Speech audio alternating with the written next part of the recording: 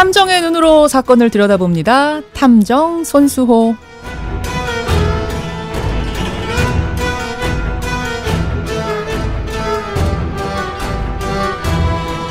우리 사회에 관심을 모으고 있는 사건을 보다 자세히 들여다보는 시간이죠. 탐정 손수호. 오늘도 손수호 변호사 나오셨습니다. 어서 오세요, 손 탐정님. 네, 안녕하세요. 청취자 6684님이 탐정 손수호, 탐정 소설 읽는 것처럼 긴장되고 스릴 있고 기대됩니다. 이러셨는데 긴장되고 스릴 있고까지는 좋은데 이분이 재미있다 그러셨는데 네. 야, 이게 재미있기에는 사실은 사건들이 다 그렇죠. 무시무시하잖아요. 네. 우리가 다 오늘도 그래요. 오늘도 그래요. 네. 일단 오늘 얘기하기 전에 우리가 지난주에 김학의 전 차관의 별장 성접대 사건 네. 이거 다루지 않았습니까? 그렇습니다. 그리고 나서 그 피해 여성을 저희가 찾았어요. 네. 인터뷰 들으셨어요? 네. 그러셨죠? 네. 그리고 나서 일주일 사이에 변화가 있었다고요. 그렇습니다. 사실 검찰 과거사위원회가 이 사건에 대해서 재조사를 권고할지 말지 확정을 못한 상태였습니다. 지난주까지만 해도 그랬어요. 그렇죠. 예. 그런데 방송 이후에 재조사 권고하기로 결정을 했고요. 재조사해라라고 권고. 물론 결정을 아예 재조사다 이렇게 결정할 네. 수는 없어요. 그럴 권한이 없지만 네. 권고하면 굉장히 강한 제스처인 거잖아요. 아무래도 재조사로 이어지지 않을까 이렇게 예. 기대가 되고요. 또 그뿐만 아니고요. 삼례 나라 슈퍼 살인 사건. 예. 누명 쓴 사건이죠. 이거 저희가 올해 2월에 다뤘는데 이 사건 역시 이제 재조사 권고 대상이 됐습니다. 그래요. 이런 것들이 보람이죠. 예, 저희가 이제 주목했던 사건들이 이런 결과로 이어지는 거 이게 보람입니다. 청취자분들이 많이 관심을 보여주셨기 때문에 이렇게 변화가 생기는 것 같아요. 그래요. 그래서 오늘 주제도 우리가 관심 있게 봐야 되는데 뭘 골라오셨어요? 네, 증평 모녀 사망 사건입니다. 이건 얼마 전에 일어난 사건. 그렇죠. 엄마와 아이가 사망을 했는데 이게 몇 달이 지나도록 아무도 몰랐어요. 그러다 발견이 돼가지고 큰 충격을 줬던 그 사건. 그렇습니다. 처음 이 사건이 알려질 때도 역시 큰 충격을 줬는데 사실 그게 끝이 아니라 시간이 지나면서 예. 반전을 거듭하고 있는 그런 사건인데요. 오늘 이 사건의 세 가지 반전을 이야기하겠습니다. 세 가지 반전. 사실 저도 궁금해요. 보도들이 하도 오락가락하고 막 이래서 한번 좀 손 탐정님이 정리해 주셨으면 좋겠다 했는데 바로 그 사건. 일단 개요부터 좀 정리해 주시죠. 네, 오래된 사건이 아닙니다. 이번 달 6일이에요. 예. 네, 충북 증평군에 있는 한 아파트에서 40대 여성 A씨 그리고 A씨의 4살 밖의 딸이 숨진 채 발견됐는데요. 그렇죠. 아파트 관리비가 연체됐어요. 예. 그래서 관리소 직원이 찾아갔습니다. 그런데 문 두드렸지만 반응이 없어서 문을 따고 들어갔는데 둘의 시신을 발견해서 신고한 거죠. 예. 부검 결과 3개월 전에 사망한 것으로 추정됩니다. 그리고 유서가 발견됐어요. 그렇죠. 혼자 사는 게 너무 힘들다. 아이도 내가 데려가겠다. 동생을 부탁한다는 내용이었는데요. 예. 관리비가 연체될 정도로 생활고에 시달렸고 또 사기죄로 고소까지 당한 상태였기 때문에 이를 비관한 A씨가 끔찍하지만 딸을 살해하고 스스로 목숨을 끊은 것으로 추정되는 사건이었죠. 그렇죠. 그래서 이게 사실 사회의 무관심 또 복지 사각지대에 놓여 있다가 일가족이 함께 목숨을 끊은 기억하실 겁니다. 2014년 송파 세모녀 사건. 송파 세모녀. 이 사건이 다시 벌어진 거 아니냐라고 많은 사람들이 생각을 했죠. 맞아요. 상황이 그랬어요. 남편 없는 상태였고 아이 데리고 어렵게 사는데 막 관리비 밀려있다 그러고 딱 봐도 송파 세모녀 사건 같았거든요. 네. 이 송파 세모녀 사건은 생활고 비관했던 그 유명한 사건. 그렇습니다. 2014년 서울의 한 단독주택 지하층에 살던 60대 노모 그리고 두 딸이 예.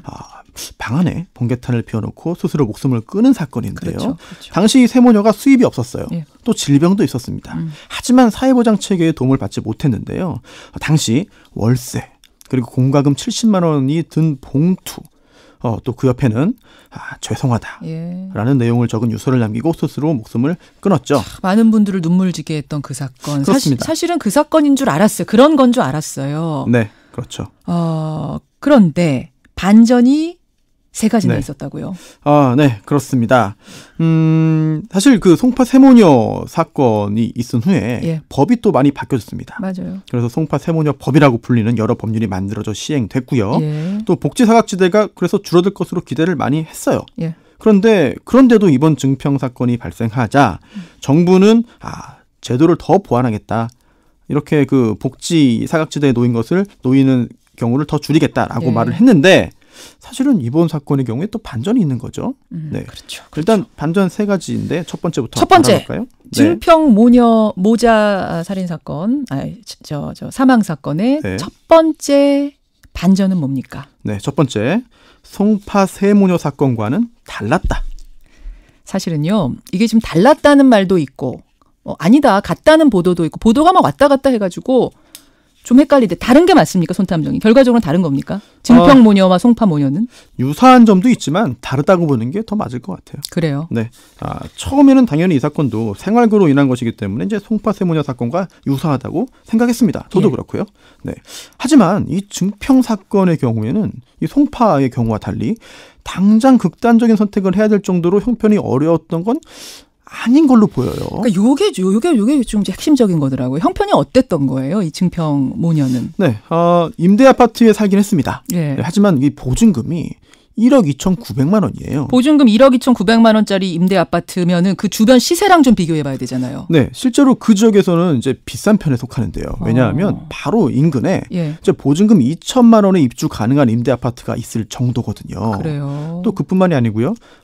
이제 건물에 세를 얻어서 식당을 운영했어요. 예. 근데 그 건물을 그 보증금, 임대차 보증금이 1,500만 원이었습니다. 네. 그리고 또 언제든 쉽게 인출할 수 있는 은행 예금도 250만 원이 있었거든요. 예. 또 차량도 본인 명의로 3대가 있었습니다. 그러니까 식당을 운영했으니까 네. 차량이 3대나 있었어요. 그럼 그거 중고 시세 합하면 대략 2,700만 원 정도로 추산이 되는 거죠. 그러니까 이제 송파 모녀 그야말로 전기가 끊길 지경이었던 송파 모녀 사건하고는 좀 다른 케이스 아닌가. 그 정도는 아니라는 거죠. 사기죄로 고소당한 건 있다 그랬잖아요. 네, 그렇습니다. 근데 이 사기죄로 고소당하긴 했는데 이게 그 캐피털사의 자동차를 담보로 제공하고 이제 그 저당 잡힌 상태에서 이제 그 차를 운영하는 경우가 많잖아요. 네, 그런데 실제로 이 사건에서도 그런 상태로 중고차 업자에게 차를 팔았어요. 담보가 잡혀 있는 차를 중고업자한테 팔아갖고 사기로 걸린 사건이 하나 걸려 있었군요. 네, 이 부분은 좀 잠시 후에 자세히 좀 말씀을 드리겠고요. 어떤 업자가 사기를 당했다면서 고소를 한 겁니다.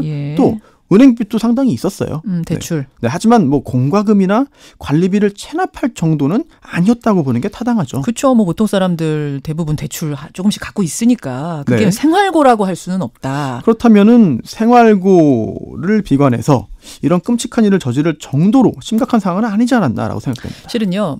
이 사건이 일어나자마자 알려지자마자 저희가 바로 취재에 들어갔었습니다. 그때 뉴스쇼에서. 근데 저희가 주변 취재를 쭉 해보니까 생활고 때문이 아니라는 얘기가 여기저기서 나오는 거예요.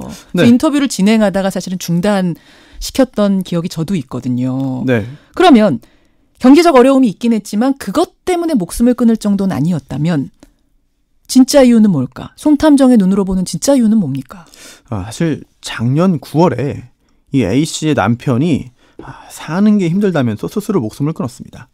남편이. 네. 그리고 얼마 후에 이제 함께 살던 친정어머니도 지병으로 사망을 했고요. 이러한 일을 겪으면서 극심한 심적 고통을 느꼈겠죠. 우울증 같은 거를 알았어요, 이분이?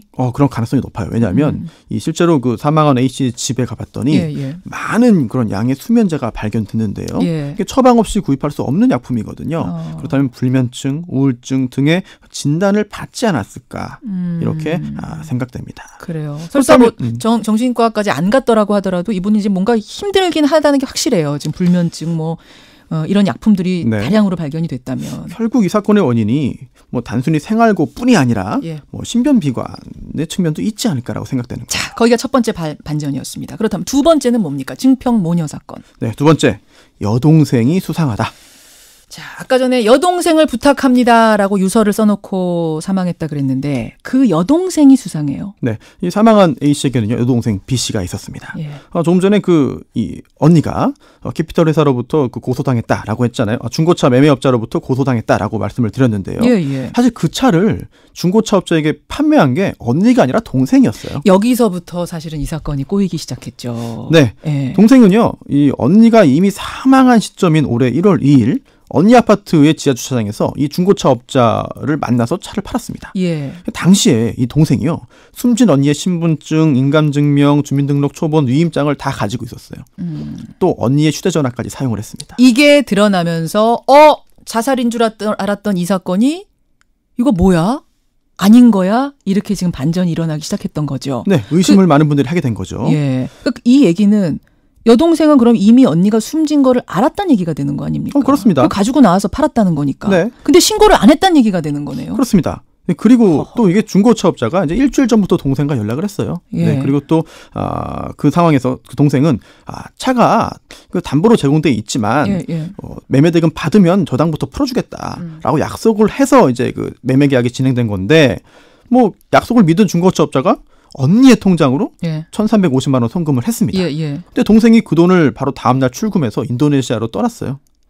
잠깐 정리해 볼게요. 그러니까 언니와 조카는 이미 사망한 상태에서 언니 서류들 싹 가지고 언니 중고차를 팔고 그 돈을 뽑아가지고 인도네시아로 간 상태. 그렇습니다. 그래서 중고차업자가 처음에 고소할 때 동생을 당연히 고소했고요. 그랬겠죠. 또 사망한 줄 몰랐던 언니까지 함께 고소했습니다. 그랬겠죠. 네. 중고차업자도 언니가 사망한 사실을 몰랐던 거죠. 네. 또 하나 이렇게 의심스러운데 사실 이 언니가요.